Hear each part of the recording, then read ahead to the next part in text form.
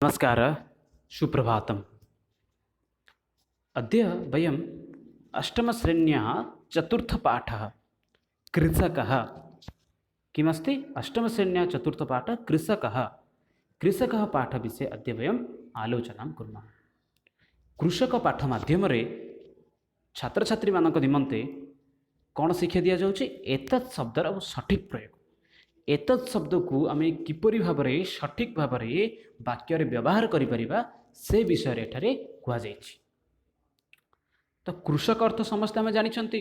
कृषक किए अटे, कृषक आम क्या कहू, कृषक कौन करिथाए, कृषक निज खेत जमी कौन कौन उत्पादन करिथाए, ताहा द्वारा आमर कौन फायदा होता है, ये समस्त विषय को आधार करिकी एई पाठटी रही। तो वर्तमान देखिबा कृषक पाठ विषय रे। किंतु ता पूर्व जो मैंने ये चैनल टी को प्रथम थर पे देखुंती से मैंने चैनल टी को सब्सक्राइब कर दिंतु, जहाद्वारा षष्ठ श्रेणी ठार आरंभ कर दशम श्रेणी पर्यंत संस्कृत विषय संबंधी जो समस्त वीडियो मुझे अपलोड करी तार सूचना आपण मान निकट में संगे संगे पहुँच। तो वर्तमान देखिबा कृषक पाठ को। ता पूर्व एठारे किछि स्वतंत्र चिन्हर मध्य व्यवहार करा जाइछि।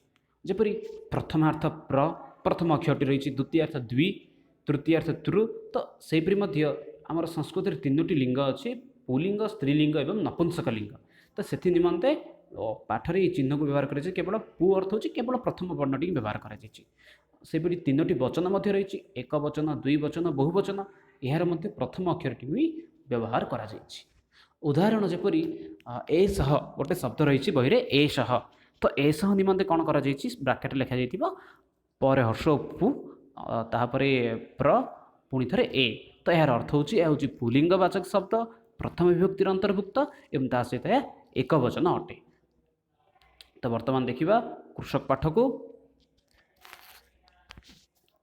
एषः ओडिशा प्रदेश, एषः नाम यह। तो कौन कौन एठी एषः, यह ओडिशा प्रदेश, यह हूँ ओडिशा प्रदेश अटे। सस्य श्यामल क्षेत्राणां सौंदर्यम एतं प्रदेशम मंडयति।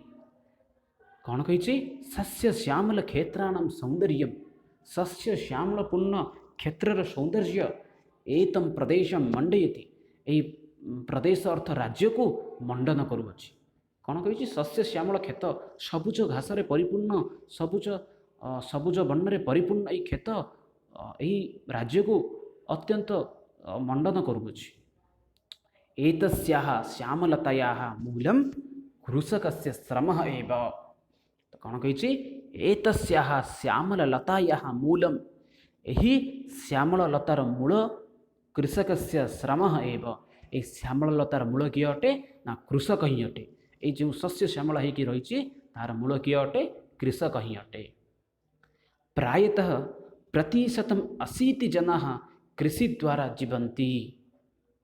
प्रायतः प्रतिशतम, प्रायतः नाम मुख्यतः, प्रतिशतम प्रति 100 भागरू 80 जनाः 80 भाग लोक कृषि द्वारा जीवन्ति।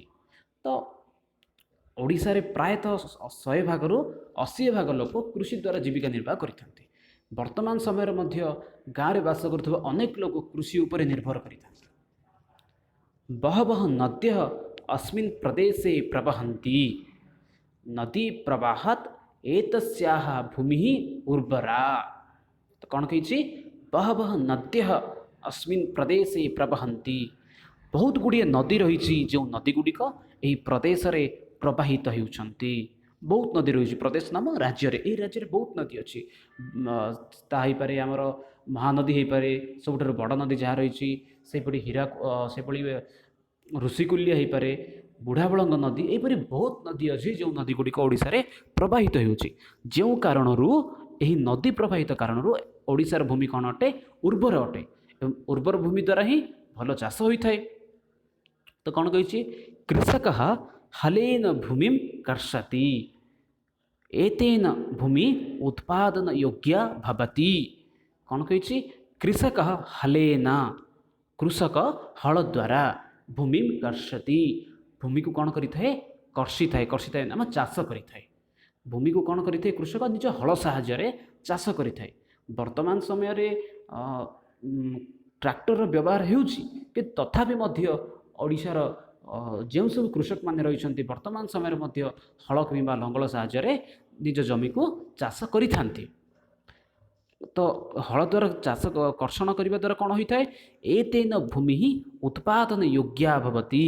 ଏହି ଲଙ୍ଗଳ ବା ହଳ ସାହାଯ୍ୟରେ ଭୂମିକୁ କର୍ଷଣ କରିବା ଦ୍ୱାରା ଭୂମି କ'ଣ ହୋଇଥାଏ, ଉତ୍ପାଦନ ଯୋଗ୍ୟ ନାମ ଚାଷ କରିବା ଯୋଗ୍ୟ ହୋଇଥାଏ।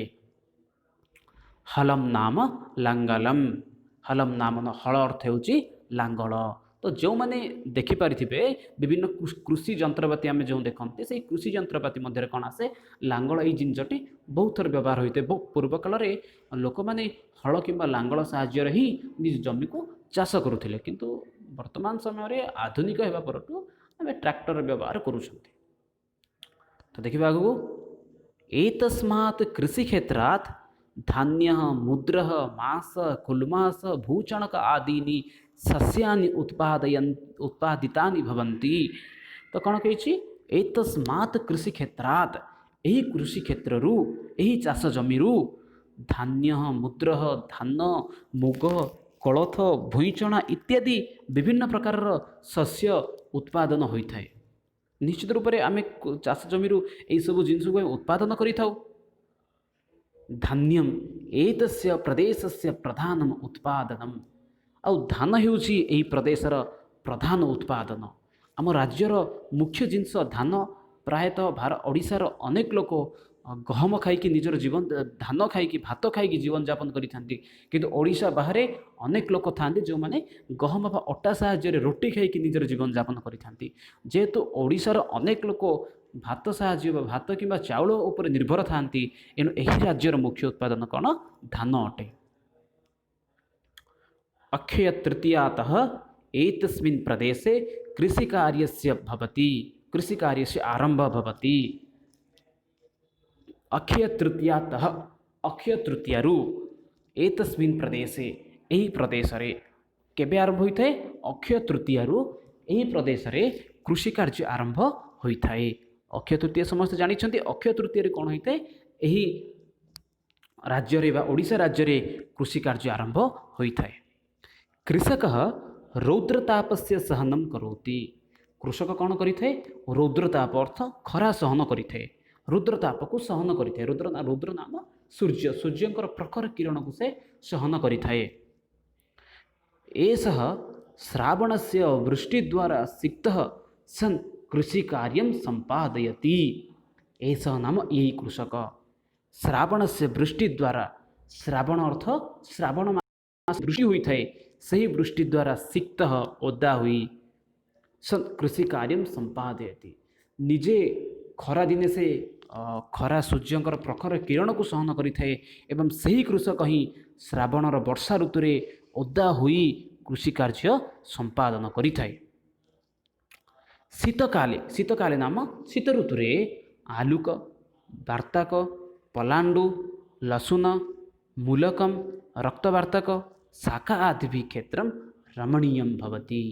शीतकाले नाम शीत ऋतु रे, शीत ऋतु रे कौन कौन होता है, आलुक वार्ताक, वार्ताकी नाम बैगण, पलांडु नाम पियाज, लसुनम नाम रसुण, हरितम मूलकम नाम मूला, रक्तवार्ताक अर्थ होची टमाटो, शाक आदि नाम विभिन्न शाक मानक द्वारा शीत ऋतु रे ओडिशा रे बहु परिमाण पनीपरिया उपलब्ध होता है। तो से कौन कर शीत ऋतु रे यही सब पनीपरिया द्वारा शस्य क्षेत्रटी शोभा बढ़ी थाए। कृषक स्वयं कष्टम करोति पण्यद्रव्याणि विपणिम आनयति, एतै पण्यै अस्माकं भोजन व्यवस्था रुचिकरी भवति।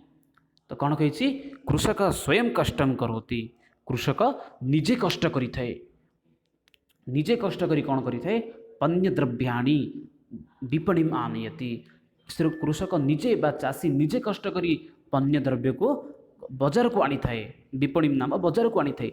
एतै पर्णै अस्माकं भोजन व्यवस्था रुचिकरी भवति। और यही सब पण्यद्रव्य द्वारा परिवा द्वारा आमर भोजन व्यवस्था अत्यधिक सुंदर होता है। आम आराम रे भल भोजन आम खाई पारि थाउ।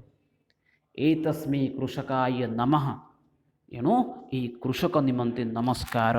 जेहेतु ये कृषक निजे कष्ट सहन करिथाए, खरारे सिझी जाइए, वर्षाରେ ओदा होइथाए, शीत दिने ठंडा को सहन करी कृषि कार्य करिथाए, एणु ये कृषकों को नमस्कार।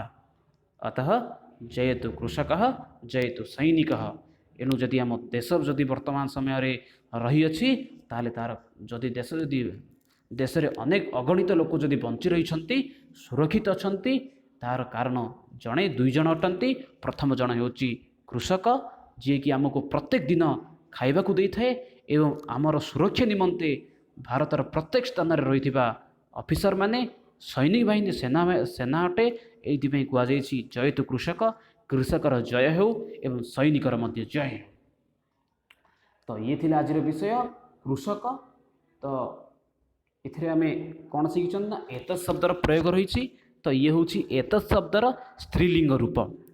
तो स्त्रीलिंग रूप देखा आम प्रथम व्यक्ति कौन रही एसा एते एताः, द्वितीय व्यक्ति एताम एते एताः, तृतीया एतया एताभ्याम एताभिः, चतुर्थी एतस्यैः एताभ्याम एताभ्यः, पंचमी एतस्याः एताभ्याम एताभ्यः, षष्ठी एतस्याः एतयोः एतासाम्, सप्तमी एतस्याम एतयोः एतासु। जो भाई अभ्यास कली समस्ते से भाई यार अभ्यास कर। वर्तमान ये हूँ पुलिंग। पुलिंग देखा पुलिंग पाखापाखि सामान किंतु सामान्य परिवर्तन रही।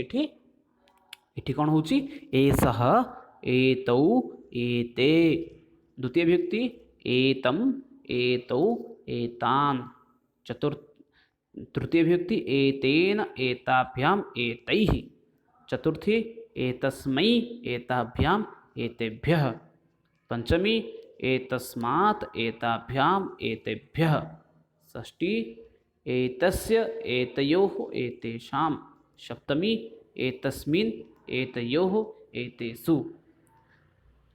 तो आशा करुच्ची समस्त को कृषक पाठ बुझा पड़ा सहित एत शब्दर पुलिंग एवं स्त्रीलिंग मध्य रही बुझा पड़थिबो।